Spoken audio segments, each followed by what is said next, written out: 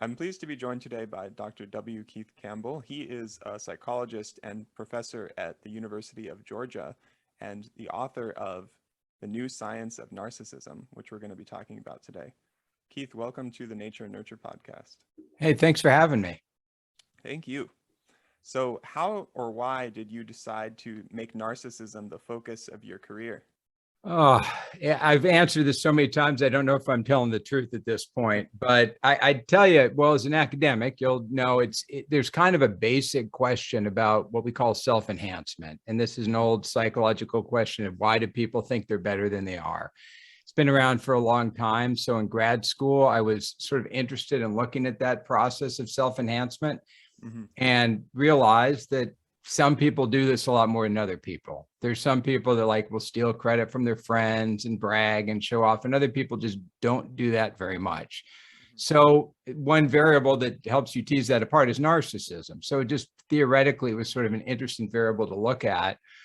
And I was also always interested in the non-self from sort of the Buddhist or yogic perspective of what is the non-self? And I could never figure that out. But narcissism allowed me to study the super big, noisy self.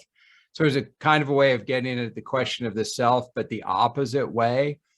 So that was part of it. And then what you'll find is if you study things and they kind of keep giving you questions, you keep doing it. So I started studying narcissism for theoretical reasons. And then there was the Columbine shooting.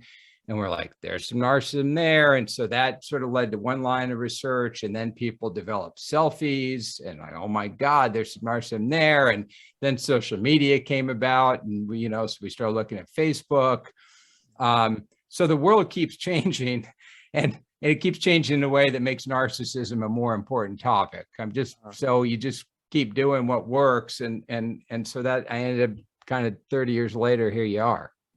How different or similar is narcissism from a clinical perspective or from a scientific perspective compared to how we use the term in day-to-day life?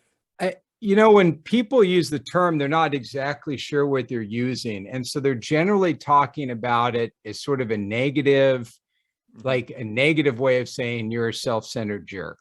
So they want to say somebody they don't like is a self-centered jerk. So they say you're a narcissist or you're narcissistic. And that's kind of correct. I mean, that's part of the definition. But when you talk about it in the personality psychology world or the psychology world, you're really talking about two different personality traits. And traits are, things that we all vary on. So there's a continuum. Most of us are somewhere in the middle. And with narcissism, there's two key forms that we run into. One, which most people are familiar with, is what we call grandiose narcissism.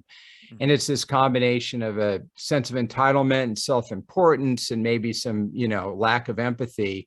But then you couple that with extroversion, charisma, agency, ambition, charm, energy. And you end up with a kind of an interesting person who's sort of an energized, likable, but kind of arrogant jerk underneath, and that's who we run into in dating and politics and our boss and everything else. So most people, when they think about narcissism, are thinking about something like that, kind of the Iron Man narcissism, the Tony Stark version. But there's this other form, which is much more defensive. It's one you see more in clinical practice or therapy because it's linked to depression. It's called vulnerable narcissism. So you have that same self-importance, that same I'm a big deal, I don't really care about people, but I'm also a little bit insecure. I'm not that confident. I have low self-esteem. I'm a little neurotic, unsure of myself. And that's a really tough combination because you think you're a big deal, but you're not willing to act in the world.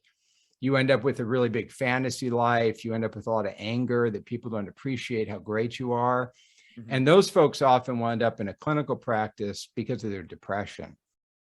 And so we talk about narcissism in the sort of the scientific world with these two different faces, this more grandiose face and this more vulnerable face, which is different, I think, than how most people talk about it. And then just to make it more complicated, there's an actual clinical disorder, a personality disorder called narcissistic personality disorder, which is relatively rare, maybe 1 or 2% of the population at any time. And this is when your narcissism, mostly grandiose, but also with some defensiveness, becomes really extreme and inflexible and messes up your life in a clinically significant way. And that can be a disorder. But again, people will use the term narcissism or you're a narcissist. They don't necessarily mean you have a clinical disorder. They kind of mean your personality is dialed in a way that you're more focused on yourself than other people. Right. So most narcissists, or at least most people who exhibit narcissistic traits, won't meet that clinical criteria. Yes. Yeah. You don't, I mean, throwing around the clinical term, I'm not a clinical psychologist. I don't diagnose people. It's just something is better reserved for diagnostic treatment. I wouldn't, I just generally don't throw around clinical terms unless you've got some reason to. Right. So the grandiose versus vulnerable narcissism, it seems to explain this bully paradox, because you hear some people saying bullies pick on others because they're insecure. You also hear some people say bullies, in fact, have greater self-esteem, and that's why they feel like maybe a right to bully. And I'm guessing that it could be both, depending on which form. Yeah, and I think you get both. When you look at the bullying, you do see it with, grandiose narcissism. You do see it predicts bullying, or what they call mobbing in Britain. So it does predict that kind of meanness to other people and status. But also when you look at the bullying literature, especially with younger kids, the bullies are often bullied. So they all often will have this kind of part of their life. They're more vulnerable. They're being picked on. And then this other part where they're sort of picking on other people. So you can find both, but generally people are more grandiose or more willing to act. They're more willing to actually be aggressive. And people who are vulnerable tend to be more passive aggressive and more sort of hostile in their own mind, but they're not necessarily as active in terms of aggression. You mentioned mobbing, which makes me think of online Twitter mobbing, which seems like people act very differently online than they do in person. Is there something about this online anonymity that brings out more narcissistic traits? It's a great question, because any anonymity kind of allows you to express yourself in all sorts of ways. And there's lots of social psychology about this. You wear Halloween costumes, people are more selfish and self-centered. You go to a football game when everyone's drunk and dressed in school colors, and they get more violent and more aggressive. So that depersonalization can be part of that, that aggression. I'm losing it. I lost the original question there. I'm sorry. That seems more related to like groupthink. So I'm wondering if narcissists would be more susceptible to that, or more resilient, because I see it going either way. Because if they have this more like inflated self-worth, that's kind of like very individual focused. So maybe they'd be less likely to get caught up in the mob. Yeah, and when we've looked at the research, and there's not a lot that we've done, I've looked at with some students on online behavior. What you often see, at least in what I've looked at, is the leaders of the behavior are more narcissistic. So they're like the leaders in whatever social good movement it is, whatever side you're on, tend to be more narcissistic because they're leading and trying to drive people to a goal. The followers tend to be less narcissistic, and if they're narcissistic, maybe more vulnerable because they're kind of working in a pack.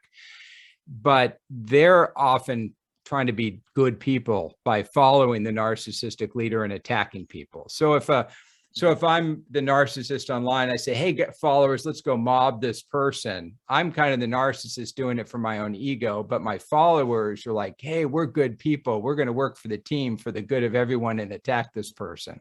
So the dynamic is a little weird, where the leadership seems to have more of the ego and the followers seem to be more trying to be good by mobbing people.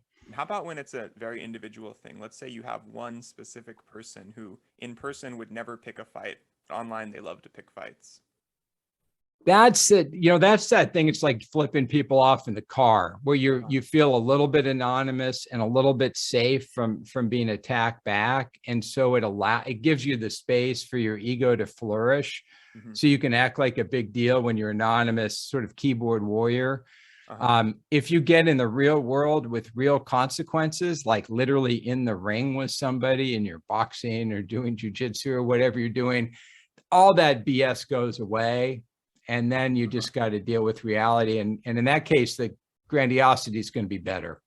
Mm-hmm. You know, if you're actually finding somebody, you want the grandiose narcissism. Online, you can have your fantasies, but in reality, you want Uh-huh. a So little more here's grandiosity. our two conflicting ideas for how a narcissist might sort of perceive their ego. Because one could be similar to how people interact online anonymously. You could imagine someone with a narcissistic personality might just perceive that anonymity always, like they don't care about the consequences even in real life. Another view would be something like it's not that they don't perceive consequences, but it's that there's this positive veil surrounding them at all times. So one I would be think, like immune to consequences, and the other would be like the inflated self-image in a positive. yeah, and I think what you're getting is, well, you're getting a little bit of both, because on one hand, if you're a little bit more self-centered and you don't care about other people, then the social consequences of having people not like you doesn't hurt as much. But to keep your narcissism going, to keep your ego inflated, you need some sort of admiration or attention. So you need an audience basically to make it work. So you have to be engaged in a way that you're going to get positive feedback from other people. Your narcissism is going to fall apart. Mm-hmm. If that, I don't know if What do you that mean by answers. fall apart? If you're telling a story, you're telling the story like Keith is awesome. That's my story I'm telling myself. How do I show that? Well, I look at myself in the mirror and I put on some fancy clothes. I go, Keith's awesome. Get a good looking girlfriend. I go, Keith's awesome. Get online and say stuff. And I get a bunch of likes and I go, Keith's awesome. But if I go online and say stuff and no one says anything back, if it's just crickets out there, that doesn't work. Keith's not awesome. Or if I get a bunch of negative feedback, I've got to either turn that in my mind, Keith is so awesome that he has all these haters he has to fight now to show his awesomeness, or I'm going to start to go, maybe I'm not so awesome. So you've got to think about it. It's like you're telling a narrative, you're living a narrative that makes you the star of your own show and kind of awesome. So you need to be engaged in the world enough to get that feedback. But if you start getting negative feedback, you have to start doing what you're talking about, distorting that negative feedback. It's not about me, or they don't get me because I'm so much smarter than them, or they're just jealous, they're just envious. So you play a lot of games to keep the ego inflated. What leads to those two different outcomes? So like either taking the criticism and viewing it as, oh, I'm just so great that I've attracted these haters who are jealous of me, versus taking the criticism seriously and then deflating the ego a little bit. Well, narcissism is part of it. It's interesting because it's like, what kind of people can take criticism and really reflect on it? And the traits that go with that, maybe intellectual humility might be one, that people that are just generally intellectually humble that get criticism, they're like, yeah, I can think about this like a scientist, see if it's right or wrong. The other trait that people talk about is self-compassion, which is it's not really narcissism, it's being compassionate to yourself, treating yourself like a friend. And so people that are more self-compassionate can get negative feedback, go, dude, everyone gets negative feedback, just like everyone does. Let's just take a look at it. Yeah, you're a good person. Maybe you could dial this up, dial this down, be a little better person, but it's okay. So people that are more balanced, less reactive, more self-compassionate, more intellectually humble, can take negative feedback and kind of run with it. With narcissism, you tend to see defensiveness, where they just don't take feedback. And obviously the problem is there's a trade-off with ego and learning. So you've got to humble yourself to learn. If you think you're a legend, you're not going to learn anything. But you're not going to feel good in the process of learning. And that's where narcissism, gets you into trouble, is not taking feedback and not learning from mistakes. So you don't improve. Right. Do you think technology or globalization has changed our response to that sort of feedback? So you can imagine from like an evolutionary perspective, if you live in a tribe of like 30 people and 30 people are mobbing you and saying you need to improve something, you're probably going to take it pretty seriously. Nowadays, if 30 people mob you, especially if it's online, you might say, well, those are 30 crazy people out of like a billion, so who cares? Yes, I think that's absolutely correct, in that where we see narcissism do the best tends to be like big urban environments with fractured family structures and communities. So you see people, if you're in a city where you don't really know a lot of people, you can pretend to be anybody you want. and get away with it. If you're good looking and you're smart, you can tell a story and you can do a lot. If you're in a hunter-gatherer group of, your 50 closest relatives that have known you since you're one, and you're an arrogant jerk, they'll take you out. But even if you live in a small town and you grow up in a small community and everybody knows you, your ego just can't, they're just like, and they'll say things like, oh, that's just Keith. He just got an ego, forget about him, ignore him. So ego, if everyone knows you, you can't really inflate. You need to go someplace where people don't know you, reinvent yourself. That's why the stars are always going to LA or New York and reinventing themselves. It's like a place where you can expand. You can't do that in a small town where people know you, because they just know you just who you are. Yeah, that's interesting. It sounds like a cultural selection that in these bigger cities, you're gonna get more narcissists to flock to them. Oh, absolutely. And then you're going to find in areas that are more fame focused, more competitive, more individualistic, that's going to be more leadership focused. That's where you're going to attract the narcissists. So you can kind of figure out where they're going to go. It's like you're talking about Evo Psych. It's like an ecological niche. And what's the best niche for narcissism? It's where I have a lot of power. I have a lot of control. I can be whoever I want and no one can really know me. And I have a lot of levers to get more and more power, which would be like an urban environment or an online environment. You could create an image online and become whoever you want, be a big deal. It just takes a lot of work. Right. So we've talked a lot about the traits of narcissism and how it might actually play out, but where does it come from?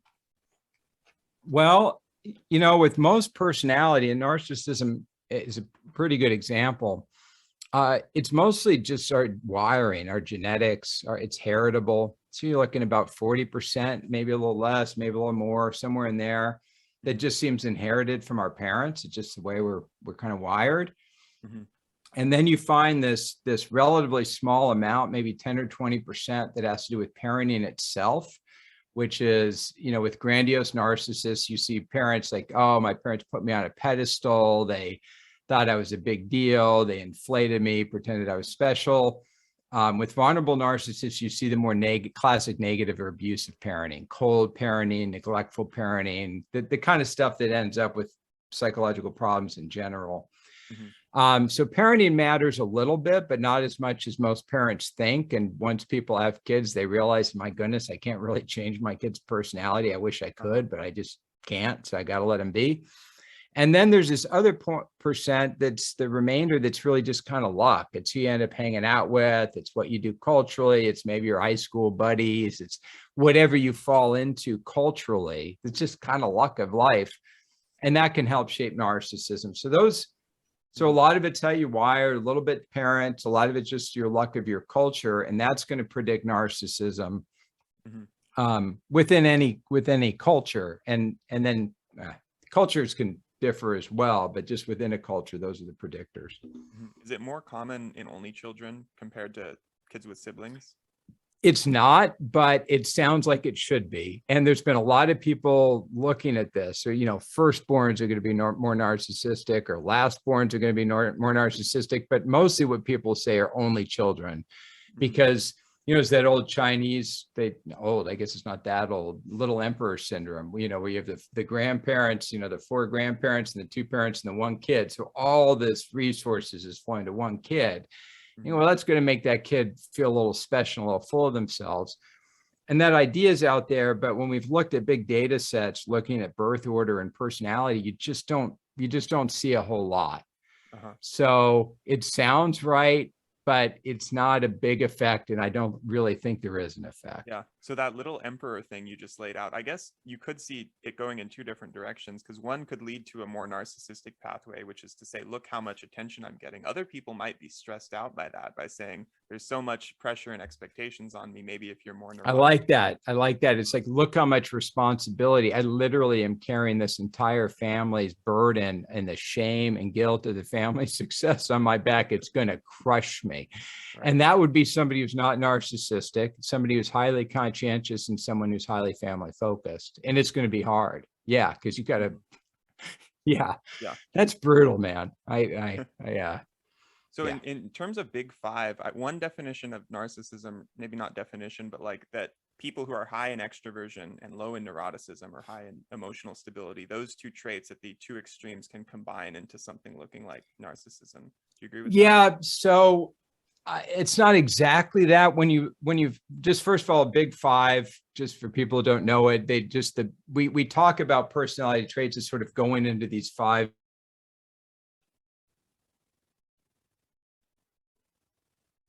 There's openness, conscientiousness, extroversion, agreeableness, and neuroticism.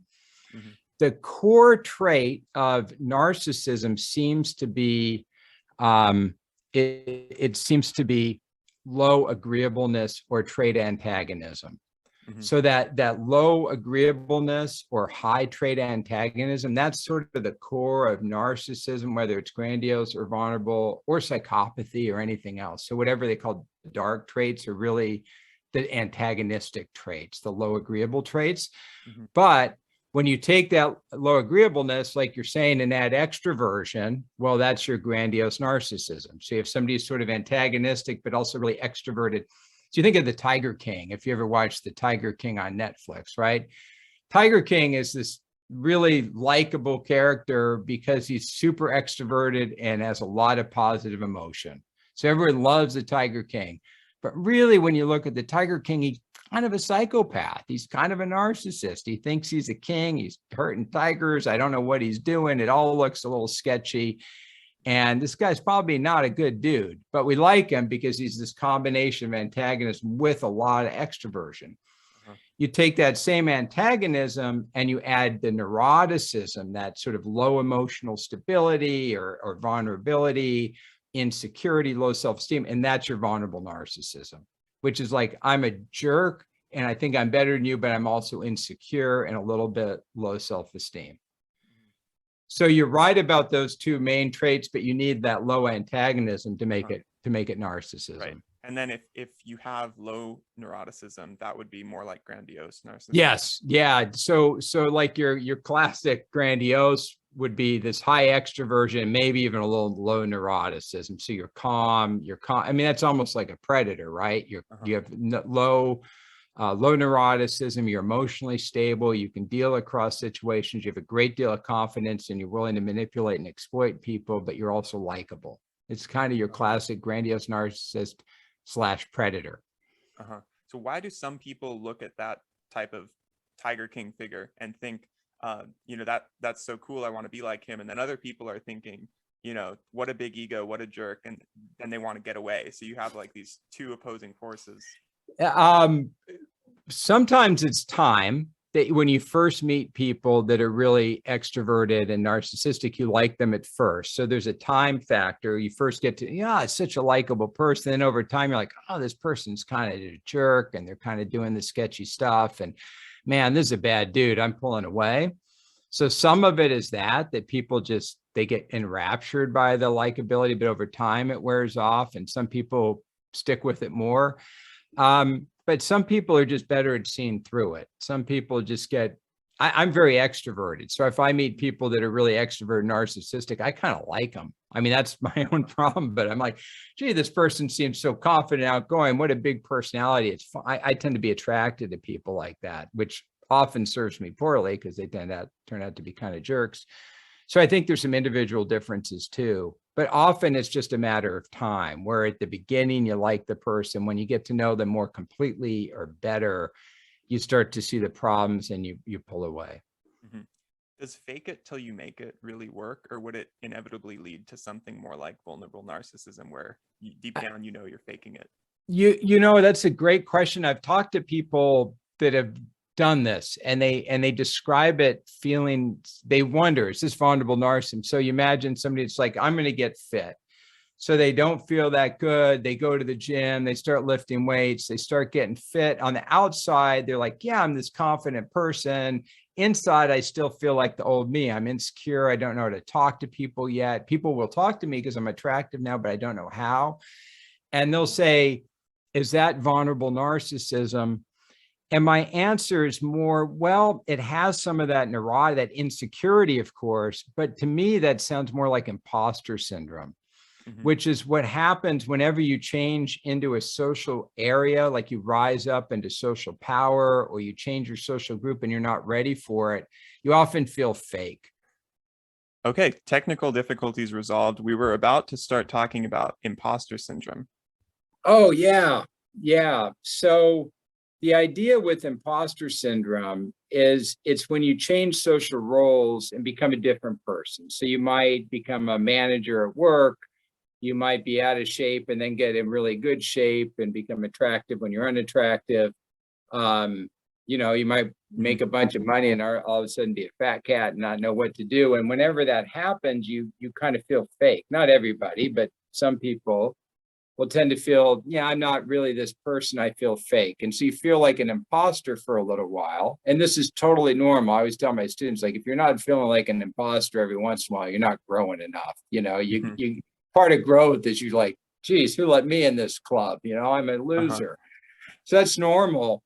But that imposter syndrome is pulling from that neuroticism, which is what you find with the vulnerable narcissism, which is why people, I think they go together. Like, well, I'm kind of nervous about it. I don't really feel real. I feel like I've got a little bit of a mask on. I'm kind of faking it. So it Mhm. sounds like vulnerable narcissism, but really, I think this is a transitory state that people go through as they grow and progress in life. It's not really a personality characteristic that you're growing into. It's not like, yeah, now I'm going to feel fake forever. It's like, no, I'm going to feel fake for a while. And then after a few months of being in this role or being this new person, I'll start to get comfortable with it. And then I'll just move Uh-huh. on. And so I think that's sort of the difference between vulnerable narcissism, which is more of a traded way of life, and Mhm. imposter syndrome, which is something that comes up when you go through important transitions. Right. So would you say there's sort of this natural bell curve where it's like in the middle, and everyone's going to experience some degree of imposter syndrome, and it's a signal of healthy growth. But then on the low extreme, you might experience none, and that could be unhealthy narcissism. And then on the high extreme, you might experience like debilitating anxiety, imposter syndrome. Yes, I think that makes sense where you feel so fake, you're not willing to grow. You're not willing to try because you're like, I couldn't possibly be any better than I am, or I couldn't possibly level up, which would be that very high neuroticism. Or it's like, yeah, I deserve to be this position. I'm going to be the boss and I deserve it. And everyone's going to treat me in a special way. And I'm going to be kind of an arrogant jerk about it. And, as soon as I get to that next level, I'm going to let everybody know because I deserved it the whole time. Mhm. But it would be the more grandiose way of going through it. Right. Do you know of any research looking at whether that's moderated by emotion? So, for example, if I'm in a good mood and there's something like some sort of status symbol that I can look at, maybe I'm in better shape or I'm just about to start grad school, so I can look at these things and frame my new identity in a very positive way, uh, and then if I'm in a bad mood, that's where the imposter syndrome will start to kick in. So, emotion being that moderating factor.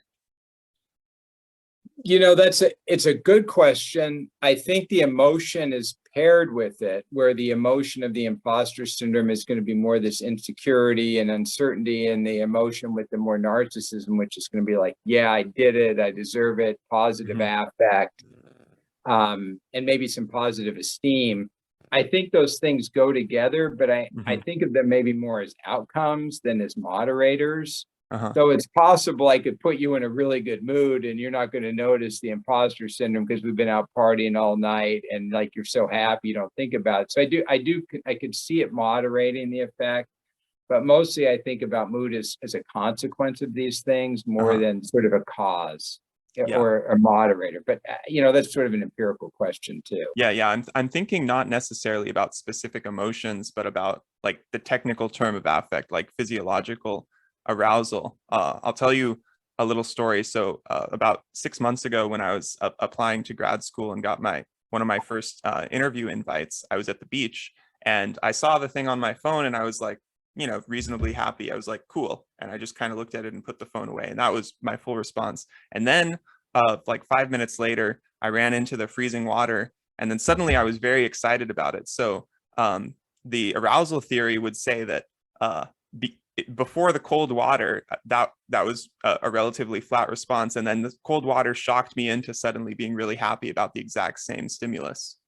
Yeah, that is like classic old school Schachter and Singer, induce emotion to cause change paradigm. That's what you're talking about, except in the research, they gave people speed and when they didn't know it. In your case, you jumped in ice water and got that kind of rush from that. Yeah, I mean, there's this idea that you can, whatever emotions in the environment, you're going to kind of capture that and suck it into whatever you're going through. You might call it excitation transfer. These are sort of old school models. I do see stuff like that happening. I don't think that's core to narcissism. I think that's maybe a more general phenomenon where you're engaged in whatever you're engaged in. Often what will happen is people drink a whole bunch of coffee, so they just got all this arousal and they'll get in a fight at the airport and go off the handle. That's the kind of the negative thing. You're talking about a more positive version where this sort of positive excitement linked to a positive experience of being accepted or into at least an interview leads to overall positive emotion. So yeah, I think that that can happen. All right, I mean, it's like a classic model of emotion.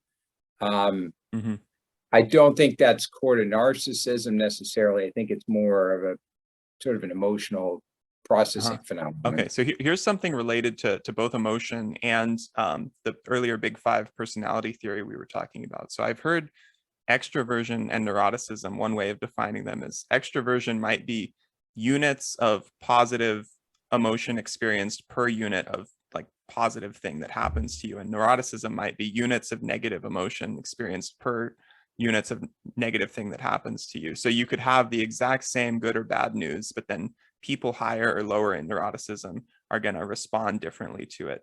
So do you think that's related?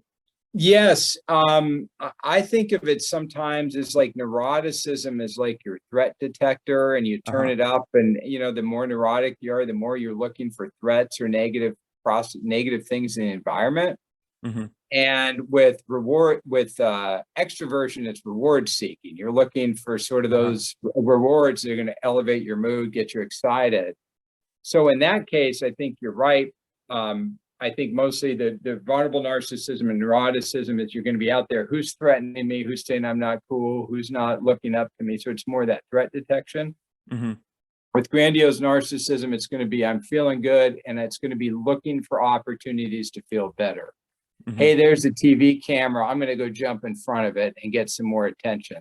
So it's more of a approach oriented. That's another term we have to bring in, because neuroticism is avoidance oriented. It's like the brake pedal, and extroversion's like the gas pedal, the approach oriented.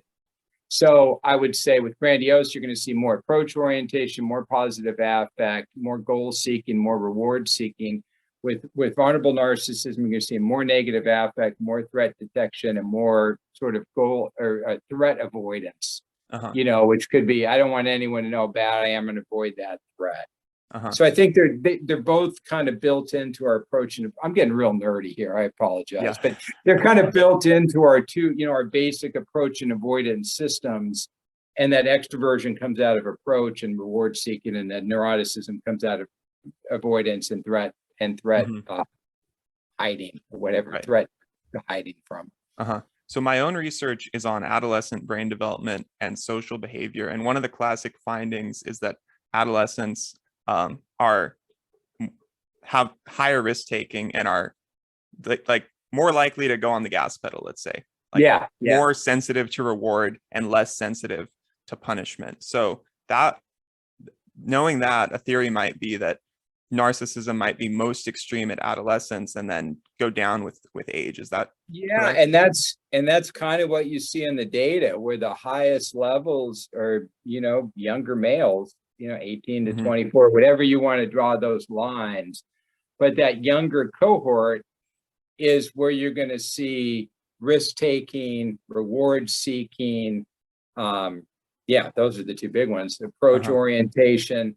And you can understand why that's healthy, or at least more healthy at that age. Because when you're 24 or you're 20 years old, you're trying to establish yourself. You got to take some risk. You got to go out there and get some attention. There's a lot of reason to do it. When you're my age, I got a wife, I got kids, I got enough. I don't need to be out there, seeking attention and rewards and trying. It would destabilize my life. But as a young kid, that's when you do it more. So yes, you do find that where the highest narcissism is in younger people. And I think that makes the most sense, like, because that's where it's going to do you the most, getting established. Once you have a relationship, you have a family, the narcissism is going to start to kind of work against some of that. And also in men, right?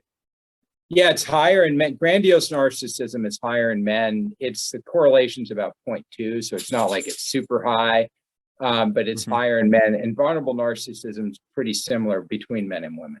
But that's interesting. I'm trying to think of evolutionary theories for this. We already talked about how there's going to be sort of the ecological niche of, if you're in a larger community, I guess it's going to be easier to inflate your status. But then also this high risk, high reward type strategy across all species kind of seems to be more of the male thing. Yes, and it would work. You can imagine, if things are stable, a stable community, if you're kind of an egomaniac and hitting on people's, wives and stuff, they're going to get rid of you. It's not going to work. But when things are unstable, when societies are breaking down, you're narcissistic, you can get away with a lot more stuff. So there's going to be certain times where that narcissistic kind of self-centered mating strategy, self-centered resource acquisition strategy is going to work. When things are falling apart or when they're unstable, when they're stable, it's going to not work as well because the community is going to push against you. So I think it's one of those complicated things where there's specific times where these kind of styles really will pay off. And so we have them. I mean, we have that capacity as humans. We can range from being incredibly selfish and psychopathic and cruel and heartless to like very, very loving and kind and selfless. We have a very wide range as a species, and it obviously benefited us at different times to do all those things. Right. And there's also like a bluffing element that would pay off, right? Because let's say you're about to get in a fight and you're a narcissist and you exclaim like, I've done years of martial arts. Really, you took like one class when you were 6 years old. But if people believe you and if you can sell it enough, then you're going to avoid that actual conflict. Yeah, that's that classic evolutionary idea that you sort of lie to yourself. It makes it better to lie to others. And those one-on-one competitions are places where you could see a benefit to narcissism. And we see it with fighters, like when we have fights. I don't know if you remember when we were kids, they used to, I don't know if they still do this in mixed martial arts, but in the old boxing fights, they'd bring the boxers together before and they trash talk each other. And Muhammad Ali was kind of great at that, at being sort of kind of having a clever, witty way of trash talking people. And so in that world of fighting, that became kind of normal behavior. Like, yeah, we sort of expect people to get up there and trash talk each other, even if they don't mean it. And my guess is it's such a social pull that some of those, these fighters, like, it's just my job. I'm pretty mellow, but yeah, I got to go up there and trash talk the other guy, just for the TV. But again, those individual competition is a place where narcissism can be a benefit. Because the problem is, though, if you're bluffing and you meet somebody who's not bluffing, they're going to just crush you, and that's the end. Right. So that sounds almost like the inverse of imposter syndrome, because it's like, as you become, let's say, a better fighter, as you accumulate more wins, you have more freedom to start trash talking others, or maybe if you move up in like, well, really any hierarchy, you might start to behave more narcissistically. Yeah, because power gives you that sort of more power is linked to sort of more narcissistic processing, more self-centered, more about controlling other people, more about yourself, less about others. And that's just normal when you rise into power. But I do want to point out that things like fighting, like if you're really a fighter, you learn very quickly how good you are. And so when you hang out with fighters, they're not a bunch of egomaniacs because they all got their ass kicked a lot. Yeah, it's like hanging out with big wave surfers. They're usually very chill because they've all gotten crushed by natural consequences. Like their ego doesn't. They like, I got crushed so many times, I don't have that big an ego. Uh-huh. So there are, if you're a fighter who's, dominates and crushes people, and you can do that a lot, you can have an ego, but a lot of the fighters, you win, you lose, you kind of get a pretty accurate appraisal Uh-huh. of your abilities. Yeah, I wonder if that's why it might be more intense for celebrities or politicians, because when you lose, there's sort of this buffer. It's only like a psychological loss, and you could psychologically try to avoid it. With celebrities, is that Celebrities or let's say politics, like on one hand, if you're a politician and you lose, it could be an ego hit, but you could also actually I don't want to get too political here, but you could make certain narratives about how you didn't actually lose. absolutely, and you can see that all the time across parties where people, here's my narrative about why I'm going to win. Well, it didn't work. Well, either I say my narrative was wrong, people don't like me, they don't like my story, or the story is everyone just screwed me out of this thing. Uh-huh. And that second story is the easier one to tell if you're narcissistic. You're like, everyone's out to get me. But the problem is, if you tell that story to yourself, you don't learn. Mm-hmm. If your story is I failed because it's everybody else's fault, you're not sitting there constantly hitting the gym and improving. You're Uh-huh. just like getting mad at the world for not. That's always the trade-off with narcissism, is you get to keep the ego, but you lose the knowledge. Uh-huh. And ideally, it's better to have the knowledge, like, yeah, I lost, here's why, but here's how I can level up and improve. Mm-hmm. Yeah. So I'd like to pivot here to some of your other work on geek culture and identity. And it seems it really almost at odds with narcissism in a funny way, because someone who's a self-proclaimed geek, I could see it going either way, because either they could be a narcissist, but among the nerds. So they just decide that this is the hierarchy that they want to ascend. But then in other cases, it can be like a form of humility. Yeah, so I'll tell you the story. I had a student, Jessica McCain, who was she's a geek. I mean, she did like LARPing, live action role playing. I'm like, this is the Mm-hmm. craziest thing I ever heard. But then I started looking at it, like always happens. The kids tell me something, I go into this. I'm like, oh my God, this geek culture is huge. And I Mm-hmm. went down to Dragon Con, one of the big conventions, and I watched the parade with my daughter. I'm like, my God, there are like millions of people that are into this geek culture. And there's all these status hierarchies within that. There's who's the best looking cosplay dresser, who's the coolest looking Batman, who knows the most about Doctor Who 1962 first edition or whatever. I mean, there's all these status games in there. Mm-hmm. And so the thought was, I mean, the original idea called the Great Fantasy Migration. It's the idea that you tell every young person, like, hey, you're awesome. And they're like, I'm awesome. And then you say, go out in the world and show the world how awesome you are. Well, you can't, because the world doesn't have a lot of room for awesomeness. So these kids are like, think they're awesome, but they're not out there crushing it in reality, because the economy sucks and there's not a lot of opportunity and they don't fit very well.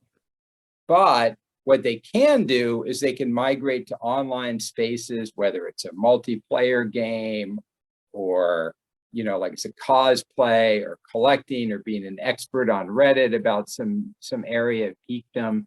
Mm-hmm. And you can build a lot of status in those realms. And so what you would expect to happen is lots of people to move from sort of reality into this, I guess they call it the metaverse now, but into this more fantasy geek cultural realm, because in that realm they can get status and prestige and feel really good about themselves. Right. To give an example, I had a colleague that said he was a great football player. Like, really? And I looked at the dude, I'm like, dude, I'm struggling to believe you really can even throw a football. And he said, well, online, it's Madden. Yeah. I was like, I'm too old, man. I'm too old. It never clicked that he was talking about, yeah, I'm a great online football. I'm a legend in online football. But then an old dude like me starts laughing until I look at the data and realize there's like millions of fans for online football. And this geek world is actually a very, there's a lot of money and status in this world, and geeks can do very well. So it's like, I was being judgy and I shouldn't have been. I mean, this is a neat opportunity for people, and it gives people a lot of meaning.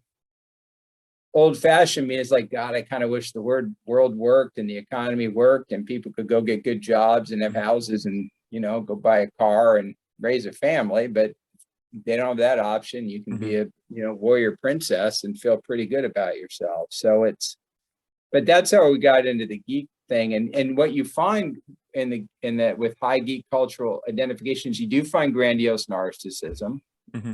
You also find a lot of creativity and openness, sort of fantasy proneness is what you think about. And you find some depression and loneliness too, a little bit of vulnerability. So it's this interesting combination of people, a little narcissistic, real creative, interesting, unusual people that are a little lonely, maybe a little depressed, and moving into more of a geek culture seems to way to solve some of those problems. Yeah, it's a really interesting case study of, like, again, this ecological niche idea. So it's like all of these different camps, you're going to see the same patterns of achieving status within them, but it's like, it doesn't matter if we're talking about real football or online football, you're still going to have like the star quarterback, and you're still going to have this status seeking. And right, it's the same, whether it's online, virtual, whatever, it's the same game. And there's only so many kids that can play real football, and most parents don't even let them play anymore because they're worried they're going to have traumatic brain injury. And so what's the option? Well, they go online and play football. So it's just kind of how culture works. And you look at Facebook turning into Meta. I mean, that's the plan, right? The plan is to just shove everybody into these online worlds where they spend a lot of time getting status and esteem needs met, and then come back to their little box. And sorry, man. Are you familiar with any Joseph Campbell or like ideas of archetypes? Am I familiar with those? Yeah, I read everything Joseph Campbell ever wrote when I was a kid. That's what I did instead of going to school. And I'm saying that, and I'm like maybe a little blasé, like maybe I didn't finish all his atlas, but I think I did. Yes, I love Joseph Campbell. Yeah, so I've got like a two-pronged question. Both have to do with what like sort of the hero story. So on one hand, I'm wondering if that proliferation of this hero story where the focus is all on the individual, and typically it's this one individual who's maybe they're born with special powers, or at the very least they're like sort of spotlighted by their community, and the whole archetypal story is this one individual person rises above the crowd, and that's like proliferated across our culture. So I'm wondering if that relates to narcissism. And then also within the geek culture, you especially see that because literally video games are playing out that archetypal hero story. You're always the one person who becomes so strong and gets all the gold, and really the one who saves the world essentially. I really like this question. I hadn't thought about it this way because it is very individualistic. And Joseph Campbell thought of it as, it's weird. When he talked about it as sort of in some ways like the myths we talk about at the core of Western civilization, or the Grail myth, which was every night going out on his own to find the Holy Grail. So you get the 12 nights, they just go in different directions. And Tristan and Isolde, basically the Titanic, where you have two people fall in love, or it's West Side Story, or whatever version you want to tell. You have two people fall in love from different cultures, the Jets versus the Capulets versus the Montague. I'm thinking of Romeo and Juliet. It's a great example of the story. But the idea there is like, my love transcends my group. So I'm going to give up on all my fellow Capulets to go fall in love with this other dude. So it's very selfish. It's very individualistic. But at the same time, there's a lot of these heroes' journeys all over the world. That was just Campbell's idea. It's the monomyth. And even the idea of serendipity comes from a story from India or Sri Lanka. Long way of answering your question. I think that the hero's journey in part involves a descent and death of self. So if you follow the hero's journey, you might start off as, I'm a big deal. You might start off as like, oh, somebody just called me to this adventure. But in the process, there's an initial descent where you kind of fall apart, and there's an ego death. It might be if it's a spiritual journey, it might be an ego death. If it's a more outward journey, it might be a battle, where you die and are reborn, or Jonah in the belly of the whale, or the trash compactor. That was sort of the famous scene in Star Wars. Everybody was in the trash compactor. That was the bottom scene. So I think in the hero's journey, there's a death in return. And that death in return is sort of symbolic of the loss of ego and the capturing of sort of a higher self. So they would say, Jung might say, going through this hero's journey is a transition from living from this sort of narcissistic, small, tiny ego, going through a process of transformation and coming back and living from the self, capital S, God, Atman, whatever you want to call it. You're living from that higher self. And that higher self is now reflecting through your lower ego, and that's who you are. So it's really not a change to narcissism. It's really a change away from narcissism and away from the little ego and sort of working from the Godhead or the source or whatever. So I think that's the way I look at the change. So it would be, in a way, anti-narcissistic. Yeah, I see those two as quite connected, especially if you look at it from an evolutionary perspective. Sorry, guys. So from an evolutionary perspective, you know, there are going to be certain costly signals that, like handicaps that you. So, for example, a peacock's tail. The most fit peacock has this big and beautiful tail, and the big and beautiful tail doesn't actually help it survive. It hinders it, but it's essentially saying, you know, look how much of a badass I am that I can waste all these calories on these nice, colorful feathers and still survive. And then, you know, so that's an example of a handicap that can't necessarily be faked. But then there's other things like, you know, the bright poisonous frogs. Other animals could mimic those bright colors even if they're not poisonous. So I'm imagining maybe narcissism is like trying to instate yourself in the sort of hero place without going through that costly death and rebirth. And then the death and rebirth is actually this sort of costly process of acquiring that hero status. I think that's absolutely fascinating. And I don't know I don't know the answer to this because I haven't thought about it. Yeah, we're talking in literary terms more than like scientific here. Yeah, I know. I'm just thinking like even like the labors of Hercules. So the idea is you go out, you're Hercules, you think you're a big deal, but you got to go out and shovel shit and fight a lion and do all this stuff you got to do.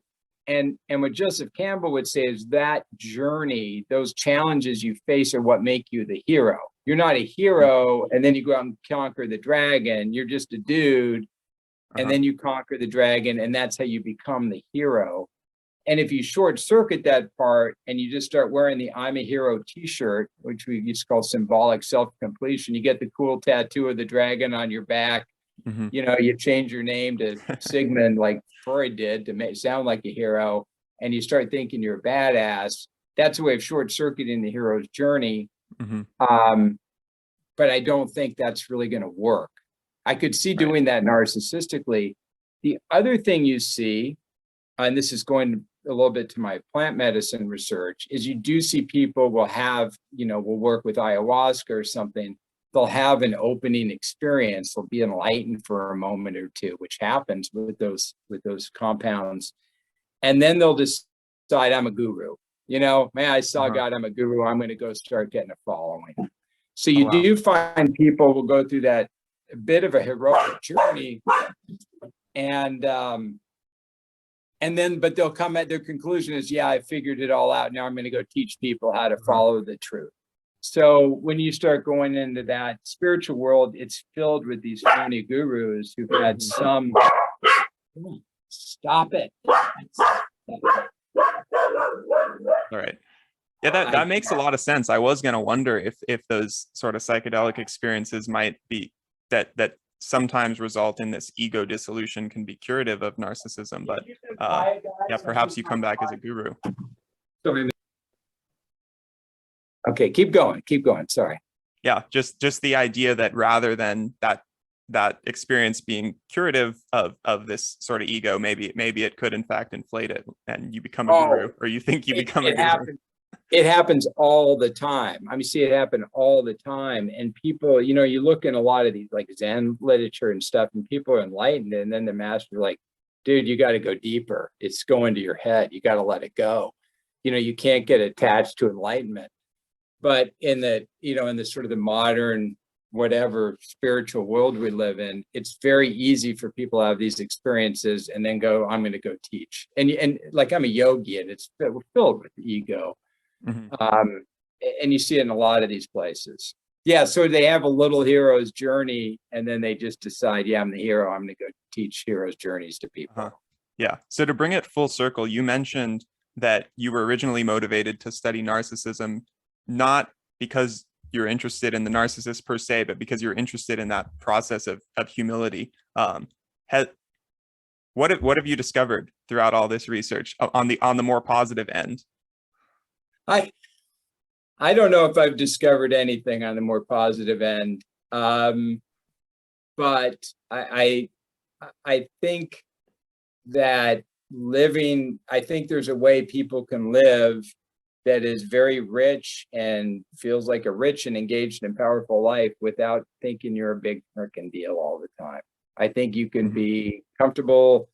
And so I do think there's a process where people can grow, become powerful and successful, and not be egomaniacs. And a lot of that is turning off, it's very Jungian, it's turning off this little ego and then sort of living from this higher self. And the more you live from that sort of capital S self, the less that ego is going to go in and interfere with everything in your life and mess you up. So I think that process, we just don't study it enough in psychology because we got rid of spirituality about 50 years ago, and there's no money for it. Right. Yeah. Well, minus the losing funding for that type of research, I think that's a very positive place to close. Perfect. I like being positive. Yeah, we covered a lot of ground. Thank you very much, Keith.